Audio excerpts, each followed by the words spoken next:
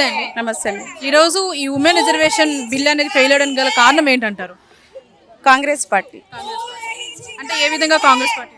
అంటే మహిళలకు అన్ని రంగాలలో ముందస్తులో ఉండాలని నరేంద్ర మోదీ గారు మనకు అన్ని పార్లమెంట్లో కావచ్చు, మామూలు జనాలు కావచ్చు, మన గల్లీ నుంచి ఢిల్లీ దాకా మహిళలకు ఒక ఇల్లును అప్పచెప్తే ఎలాంటి బాధ్యతలు పాటిస్తారో ఒక అసెంబ్లీలో కూడా ఒక పార్లమెంట్లో కూడా అప్పచెప్తే ఒక మహిళ గెలవగలుగుతుందనే ఆసక్తితోటి డీలిమిటేషన్ అనేది పెట్టారు. మహిళలకు పెట్టినప్పుడు తన ఉద్దేశం మంచిదే అయినప్పుడు ఎందుకు క్యాన్సిల్ చేయాలని వాళ్ళు చెప్పారో తెలియదు, కానీ మామూలుగా అయితే కాంగ్రెస్ పార్టీ ప్రధాన కార్యం. అంటే డీలిమిటేషన్కి ఉమెన్ రిజర్వేషన్ కనెక్ట్ చేయడం ఎంతవరకు కరెక్ట్ అంటారు? కరెక్ట్ అంటే కరెక్టే. ఆ పార్లమెంట్లో కూడా ఉండాలనుకుంటే ఒక మహిళ కొన్ని రంగాలలో పనిచేసినప్పుడు మాకు కూడా కొన్ని ఆశలు ఉంటాయి కదా మహిళలకి. డీలిమిటేషన్ కంప్లీట్ అయితేనే ఉమెన్ రిజర్వేషన్ ఇస్తాము అని అన్నారు కదా, సో అది ఎంతవరకు కరెక్ట్? దాన్ని కనెక్ట్ చేయడం ఎంతవరకు కరెక్ట్ అంటే కరెక్టే ఉంటుంది. ఇప్పుడు మాలాంటి పొలిటికల్గా ఉన్న వాళ్ళం కూడా మహిళలమే కదండి. మాకు కూడా కొన్ని ఆసక్తులు ఉంటాయి కదా, కొన్ని ఆశలు ఉంటాయి కదా, వాళ్ళ కోసమే మాట్లాడింది. కానీ ప్రతి ఒక్క మహిళ గురించి ఎలాంటి మహిళ అయినా ముందు స్థానంలో నడవాలనే తన ఉద్దేశం అంతే. అంటే డీలిమిటేషన్ కాకుండా దానిదే పెట్టి ఇప్పుడు ఉమెన్ రిజర్వేషన్ వేరేగా చేస్తే అది త్వరగా అమలు అయ్యే పరిస్థితి. త్వరగా అయ్యేది. ఎన్ని రోజుల నుంచో పెట్టారు మహిళా రిజర్వేషన్, మరి అప్పుడు ఇవ్వలేదు, ఇప్పుడు ఇవ్వలేదు. మరి 23లోనే ఇచ్చారు కదా, మరి అప్పుడు డీలిమిటేషన్ పెట్టలేదు కదా, మరి అప్పుడు ఎందుకు ఇవ్వలేదు? అప్పుడు కూడా ఇవ్వాలి కదా, అప్పుడు ఇవ్వలేదు. మరి కారణం ఏంటి? ఇప్పుడంటే డీలిమిటేషన్ అని చెప్పారు, మరి అప్పుడేంటి కారణం? అప్పుడు లేదు కదా కారణము. కారణాలు చెప్పాలంటే 1,000,000 ఉంటాయి, కానీ మహిళలకు కొన్ని ఉద్దేశాలు ఉంటాయి. పొలిటికల్గా ఉన్న వాళ్ళకి కొన్ని పోయే ఉద్దేశాలు ఉంటాయి. ఇప్పుడు సోనియా గాంధీ ఏలలేదా? ఆమెనే మహిళనా? కాదు కదా. ఇందిరాగాంధీ సోనియా మహిళనేనా? మేము కాదా? మేము కూడా మహిళలమే కదా. వాళ్ళ పార్టీలో కూడా ఉన్నారు మహిళలు, వేరే పార్టీలో కూడా ఉన్నారు, ఆపోజిట్ పార్టీలో. అందరి కోసం మాట్లాడాడు. బీజేపీ పార్టీ గురించే మాట్లాడలేదు కదా నరేంద్ర మోదీ. ఆయన ఉద్దేశం ఏంది? మహిళలు అంతే. ఏ రంగంలో ఉన్నారో ఆ రంగంలోకి వెళ్ళి పైకి ఎదగాలి. పొలిటికల్గానే ఎదగాలని చెప్పలే తను. అన్ని బిల్లులు పాస్ అవ్వాలి, అందులో డీలిమిటేషన్ పాస్ అవ్వాలి. అది తన ఉద్దేశం, కానీ వేరే ఉద్దేశం ఏం లేదు నరేంద్ర మోదీ గారు. ఉమెన్ రిజర్వేషన్ బిల్ ఇది పాస్ అవ్వాలంటే ఏం చేయాలంట? ఖచ్చితంగా మోదీ సార్ ఏదైతే లక్ష్యం పాటిస్తున్నారో దాన్ని ఖచ్చితంగా పాస్ చేయాలని మా ఉద్దేశం.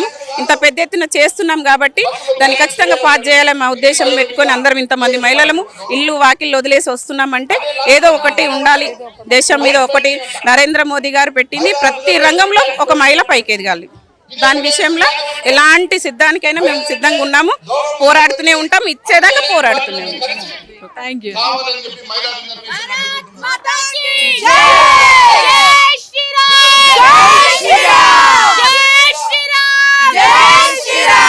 నమస్తే అండి. నమస్తే. ఈ మహిళా బిల్ ఏదైతే ఉందో అది 30 సంవత్సరాల నుంచి కూడా ఇప్పటికి సుమారు 8 సార్లు ఫెయిల్ అయిందని చెప్పవచ్చు. దీనికి గల కారణం ఏంటంటే? నా పేరు డాక్టర్ ఏలే శ్రీనివాస్ నేత. నేను జియాగూడ నివాసి. ఇక్కడ ఉన్న మహిళలంతా జియాగూడ సంబంధించిన వాళ్ళు. ఈరోజు పార్లమెంట్లో ఎన్డీఏ ప్రభుత్వము మహిళల యొక్క పైన వివక్షతోడి వారికి బిల్లు కాకుండా అడ్డుకున్నారు. అది చాలా శోచనీయమైన విషయం ఇది. ఎందుకంటే మహిళలని ఇంటి వరకే పరిమితం చేయాలని అలా కుట్రలు.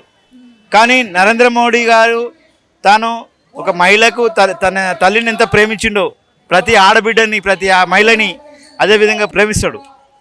ఆయన నాయకత్వంలో మేమంతా బీజేపీ కార్యకర్తలము ఆయన యొక్క అడుగుబాడలు నడుస్తున్నాం. ఈరోజు మహిళలు ఆమెకు కార్పొరేట్ సీటు కానివ్వండి, ఎమ్మెల్యే సీటు కానీ, ఎంపీ సీటు కానివ్వండి, ఏది ఇచ్చినా కూడా మేము వారికి ఎంబడి వారికి మేము అండగా నిలిచి వాళ్ళని గెలిపించుకుంటాం. అట్లాంటి మహిళా పిల్లని అంటే వాళ్ళ యొక్క కాంగ్రెస్ వాళ్ళ యొక్క ఉద్దేశం ఏంటంటే రేపు మహిళలు బయటకు వస్తే వాళ్ళ ఆధిపత్యాలు నడవవు. అందుకని ఈ విధంగా వ్యతిరేకంగా వాళ్ళు ఆపకుండా వస్తున్నారు. దాన్ని మేము ఎట్లాగున్నా మేము సాధిస్తాము. మోదీ గారు చెప్పారు, ఆయన చెప్పిండంటే చేసి చూపిస్తాడు, 100% చేసి చూపిస్తాడు. దాంట్లో ఎలాంటి తిరుగులేదు. మేము ఇంకా సమయం పడుతుండొచ్చు.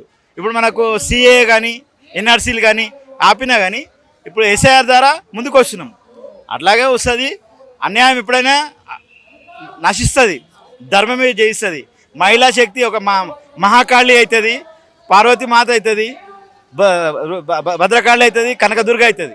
ఆ శక్తులు ఉన్నాయి, వాళ్ళు బయటకు వస్తారు.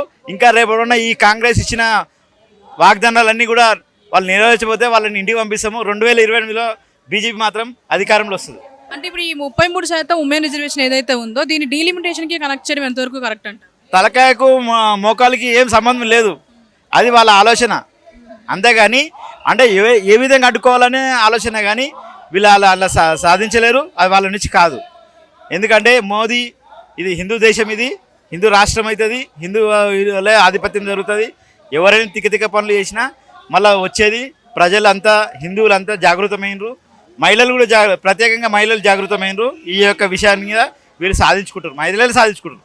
ఈరోజు ఉమెన్ రిజర్వేషన్ కోసం ఒక పాదయాత్రను అయితే అందరూ కలిసి ఐక్యమై స్టార్ట్ చేశారని చెప్పొచ్చు.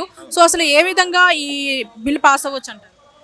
ఇప్పుడు ఎప్పుడైతే మనిషి యొక్క ఉద్యమాలు జరిగినావో ఆ ఉద్యమాలే వాళ్ళకు స్ఫూర్తి అవుతుంది, ఆ ఉద్యమాలకు లొంగాల్సిందే ఎవరైనా కానీ. అట్లా మహిళలు వస్తారు, ఇంకా కొన్ని రోజులు పోతే అది కాలేదనుకో ఇంకా ముందుకు వస్తారు మహిళలు.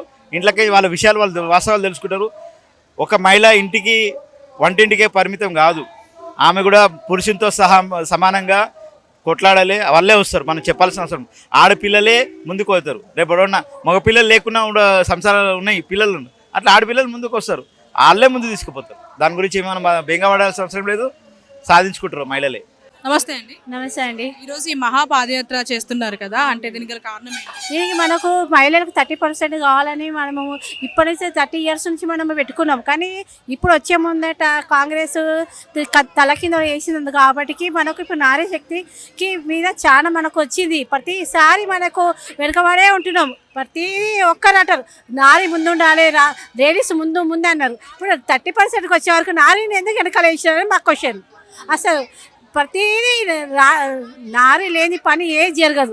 ఇప్పుడు కాలేజీలో కానీ స్కూల్లో కానీ ప్రతి దానికి నారే వెనక పడిపోయి ఉంటుంది. ఎందుకని మనకి 1% వస్తే మనకు ఒక హోదా వస్తుంది, ఒక గుర్తింపు వస్తుంది. దానికోసమే మనము పోరాడుతున్నాం. కానీ మనము ఏం అడుగుతున్నాం, వాళ్ళ కోటలు రాజకీయం ఏం అడగట్లే. లేడీస్కి నారీ శక్తి ఒక హోదా కోట కల్పించి మనం అడుగుతున్నాం. దాన్ని కూడా ఇవ్వకుంటే ఇది అన్యాయం కదా.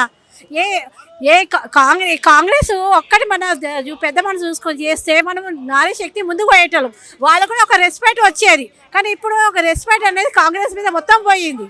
అసలు దీనివల్ల మేము పోరాటం చేస్తున్నాం. మాకు నారీ శక్తి మాకు 30% వచ్చే వరకు మేము పోరాడుతూనే ఉంటాం.